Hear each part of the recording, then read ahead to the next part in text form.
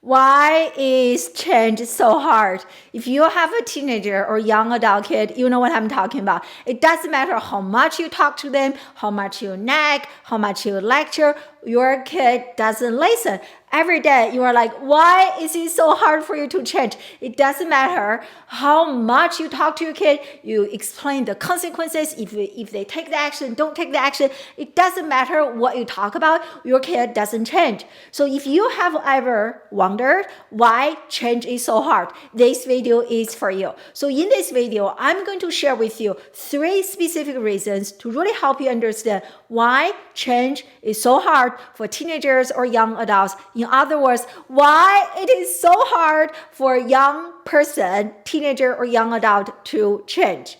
So who am I to talk about this? My name is Dr. AI. I'm an award-winning college professor turned life coach. I work with teenagers and young adults to help them overcome procrastination, overcome self-doubt, enhance their executive functioning skills so that they can elevate their confidence, motivation, and achieve success in school and beyond. So today's topic is why is it so hard for my kid to change? So this is a question parents ask me a lot. So I'm going to share with you 3 reasons that to really help you understand this. And as you listen to me explaining those reasons, one thing I want you to be informed so that you can be empowered, right? The whole mission behind my YouTube channel is to really inform and empower you as a parent, because I know parenting is hard. In fact, when I look at all the titles I have, being a mom is definitely the hardest title. So that is my number 1 intention for you, to inform and empower you. Second, as you listen to me explaining those 3 reasons to help you understand why change is so hard, and I hope I can also inspire and encourage you to come up with creative solutions on your own. Of course, you can reach out to us if you want to have your kid work with me one-on-one. So if that is the case, you can definitely book a complimentary consultation with me.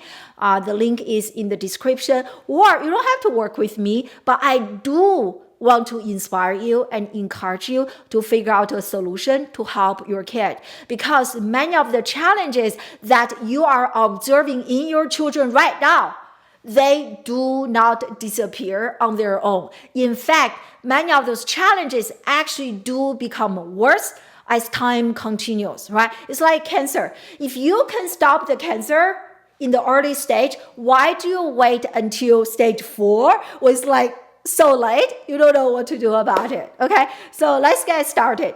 3 reasons to help you understand why change is so hard for a young person. The first reason is you must understand human brain, okay? So human brain is designed for a few specific functions. Relevant to this conversation right now, a very important function of our brain is to conserve energy. Conserve energy. So your brain wants to save as much energy as possible. That's why change is very hard. Why? Because the very nature of change requires you to do things differently. And every time when you do things differently, it requires energy. Like for example, right? So if you, like for me, I'm right-handed, so I always use my right hand to brush my teeth. If all of a sudden, one day I wake up, I decided, hey, you know what? Listen, brain, today I'm going to use my left hand to brush my teeth. It is going to take so much more energy than using my right hand. My brain is going to have a hard time adjust to it. My brain doesn't really want to do it on a consistent basis, right? So this is a simple example to illustrate this. Our human brain prefers to conserve energy and doesn't really want to change. So you really need to understand that change, by the very definition of change, requires energy, requires us to do things differently, but our brain prefers to default to the already established habits. So therefore, change is very hard. just the way we are as humans, right? Another example. So if your kid, like for you, right, parent, mom, dad, grandparent, so if you are a coffee drinker or tea drinker, if you are used to drinking your coffee or tea at 7 a.m. in the morning, all of a sudden, one day you wake up, like there's no coffee, there's no tea for today, you are going to feel really, really uncomfortable. Right? So the same thing for you, that change is hard. Your children, right? So maybe if your kid is like many of the kids that I work with, they prefer to be on their social media, smartphone, TikTok, YouTube, Snapchat, Instagram, whatever they use, they prefer to be on their phone before they fall asleep. So if all of a sudden you tell your kid, hey, listen, honey, there is no more smartphone for you before you go to sleep. You have to read a book before you go to sleep. So that is a big change. Your kid is like, their brain, even if they want to do it, their brain will go crazy, right? What is the thing that I like, no, I can't take this. I'm used to using my phone to fall asleep. Now there's no phone. I can't take this. So that is the first thing. Brain doesn't want us to change. Here, I'm going to write it down for you.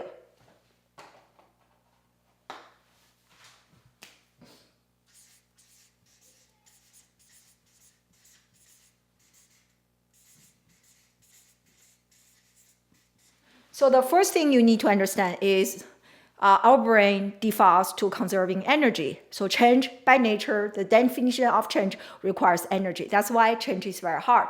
So the second reason related to brain to help you understand why change is so hard is that if you have a teenager or young adult, I think you do, that's why you're watching this video, you need to understand for a young person, their thinking brain is not fully developed until they are 20 to 25 years old. So if you have a person, a kid who's younger than 20 or 25 years old, their thinking brain, what is a thinking brain? It is the part of the brain that is in charge of executive functioning, such as focus, motivation, self-control, rational decision-making, think about my future, think about my goals, that long-term thinking, not instant gratification. So that is the thinking part of the brain. So for most young people, that part of the brain is not fully developed until 20 to 25 years old. So for boys, it's delayed typically around 25 years old. So you also need to take that into consideration. Their executive functioning part of the brain is not fully developed. Even if they want to change, even if they know change is so good, it's so necessary, they are still having a hard time. So you need to understand that, okay? So that is the first reason why change is so hard. And that's why I believe in working with coaches.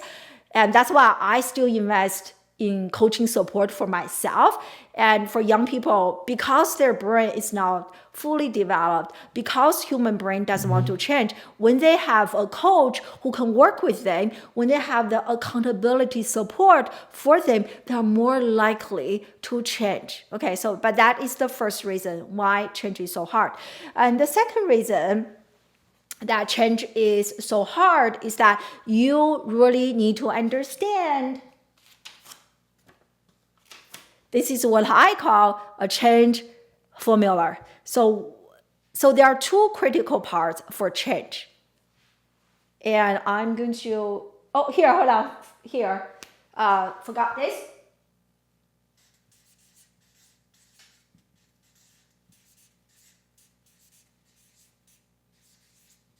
So to remember that the thinking part of the brain is now fully developed until your kid is 20 to 25 years old, okay? So change formula, what is it? So change, in order to make change happen, there has to be two critical elements. And what are those two critical elements?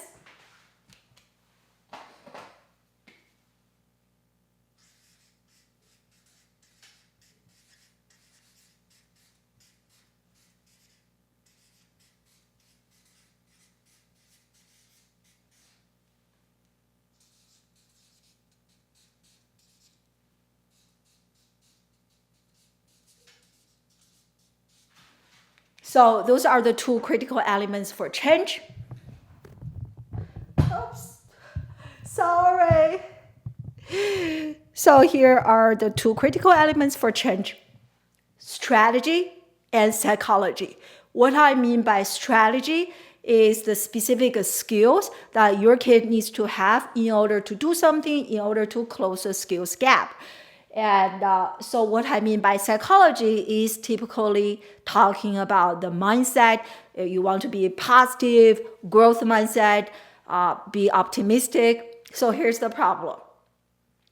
Because our society conditions us to be optimistic, right? And be hopeful, just pray. And I believe in prayer, right? And we hear that a lot, right? Be positive, have a growth mindset, be hopeful and pray, and just be optimistic. And we hear tomorrow is going to be another day. But you know what? Tomorrow is not going to be another day if you repeat the same action. Tomorrow is going to be exactly the same day if you repeat the same action. So the problem with only relying on psychology, being positive, being optimistic to initiate change is because we're missing another part of the equation, which is skills and strategy. Hope is good, but hope is not an effective strategy for change, right? So you and your children, you can sit here at home every day, go, I hope my kid will be more motivated. I hope my kid will be more positive. You can hope and hope and hope. I hope my kid can stop playing video games. I hope my kid can stop using social media until 3 a.m. in the morning. Like, ask yourself, how has that been working for you? Probably not very good, right? Otherwise, you wouldn't be watching this video. So I believe in hope. You need it, but it is only 50% of the picture. And the problem is that because our society conditions us to be optimistic, to be hopeful, so oftentimes we are using psychological means to solve strategic problems, right? So we're relying on psychological means to solve a problem, a challenge that will also need specific strategies and skills. It doesn't work, right? And so here, you know what? I want to do a drawing for you. And can you, oh, you guys can see here. Okay, so I want to do a drawing for you.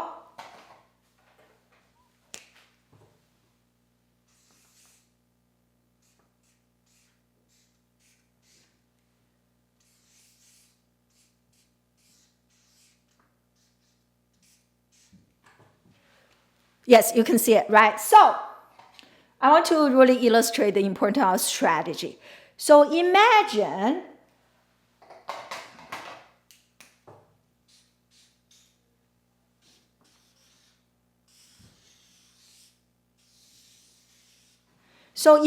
your kid is at point A. That's where they are now. Maybe they are struggling with anxiety. They're not feeling confident, fear of failure, don't feel good about themselves, procrastinating, whatever their challenges are. So they are at point A. So you want them to get to a different here. Like imagine this is point A.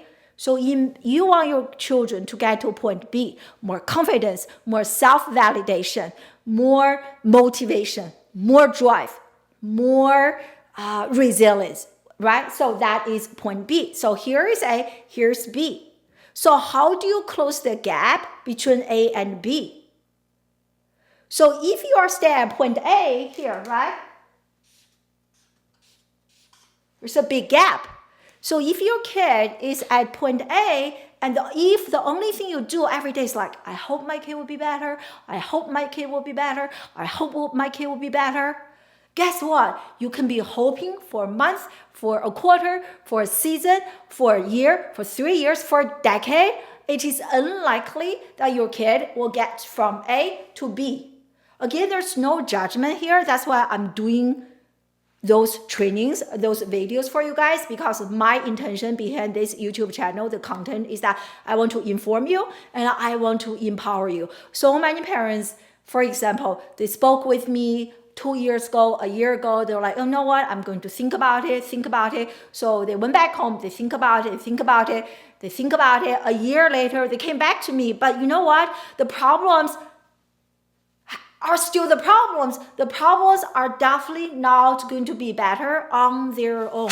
So the only way for your kid to from A to B, you want to have a really positive mindset. You want to have hope. You want to be positive. You want to be optimistic. Have all of that. Psychology, very important. But in order for you to close the gap, you will need strategy. You'll need skill support. This is where you need to talk to a coach. You need to work with an expert. You need to work with whoever this person is, who knows how to solve the challenges for your kid. And then ask this person how you can close the gap. Hope alone will not close the gap. So this is the change formula. So you need psychology and strategy. And this is where, I believe in coaching. And I still invest in coaching support for myself because I'm always doing something in my life. I'm always getting to a new level. So a coach is such a great way to shorten time to help me close my skills gap. And at the same time, provide mindset support. So that is the second one. So if you want your kid to change, ask yourself, this is where, in the beginning, I said that I hope this video can inform you, can also encourage you to come up with creative solutions. You can definitely book a complimentary consultation with us if you want to have your kid work with me one-on-one, or go figure out whoever can help you. So this is where I want to inspire you, encourage you. What are some specific strategies that you are specific changes, actions, strategies that you are implementing right now to inspire changes in your children? Don't just do this. I feel like many parents are really good at this. We hope and pray, but few parents are, we can be a little bit delusional if we do not seek specific strategic support. Okay, so that is the second one. And the last thing I want to mention to explain to you why change is so hard and is very relevant to the second point is that stop go to everybody. Stop asking for advice. Stop asking for solutions. Stop asking for strategic support from everybody. Why? This will only confuse you. And a confused mind does not take action. You will need to go to the person who knows how to solve the problem, who have been through this journey to help your kid. So for example, in my family, right, I'm really good at this type of executive functioning, mindset support, planning, time management, overcome self-doubt, mindset challenges. So I'm really good at those things. I'm not good at math. I'm not good at physics. So my children, they know if they need support for their mindset, for planning, for time management, for executive functioning support, they come to me. They will now come to me to ask me about physics, to ask me about math, because I don't even know, right? So stop, if they come to me to ask for math questions, I will give them wrong answers, as opposed to seeking support from my husband, who's really good at math, logical, rational decision thinking, numbers, things like that, right? So stop asking for everybody in terms of advice and ways to help your kid, because that is only going to make you feel even more frustrated and confused, and you just don't know what to do. So do your own research, find the right support. Someone who has been through this challenge, someone who has a tested and proven system to support you. And that is the only person you should talk to. Just like my kid wouldn't necessarily come to me to seek support for math homework, right? Or they wouldn't come to my husband to seek support for mindset support, because that is my zone of genius and my husband has his zone of genius. You need to find someone whose zone of genius is exactly what your children need to overcome their procrastination, their specific challenges in life. So, number 3 ties really well with the second point, which is in order to help your kid to change, your teenager, young adult, especially the high school age, college, or maybe even college graduate, they are becoming older and older. Like as we grow in age, it is already getting harder and harder to change. So you cannot just rely on psychology, mindset alone to initiate positive changes. You must have the strategy, the technical support. Okay, so that is what we discussed in this video. Quick summary. So in this video, I shared with you 3 reasons why change is so hard, and I really hope now you understand why it is so hard for my kid to change. And again, as I mentioned, as you listened to those 3 reasons, and I really hope I have inspired you to seek some support, to come up with some creative solutions to help your kid. Just remember, many of the challenges that you are observing in your children right now, they do not disappear on their own, unfortunately. And oftentimes, the more as parents that we procrastinate on our children's challenges, and as time continues, the harder and harder it is to rewire the brain to overcome those challenges. So in my coaching program, I have people from as young as 13 to people as old as people in their early 30s. And I will tell you, it is a lot easier to change a person, their habit, their mindset, and learn new skills when they are 13 than when a kid is in 31, 32, or 35 years old. Okay, so I hope you enjoyed this video. If, as always, all the resources will be linked in the description box. And if you are interested in having your kid work with me one-on-one to facilitate some of those changes, I recommend you apply. You have to apply first, apply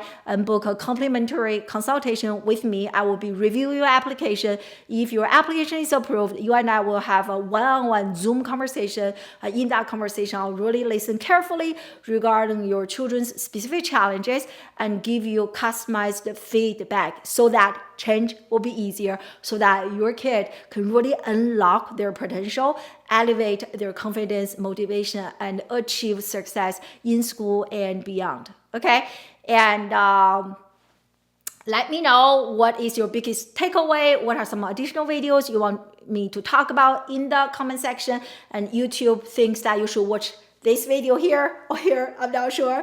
So make sure you check out that video. I'll see you in another video. Thank you so much.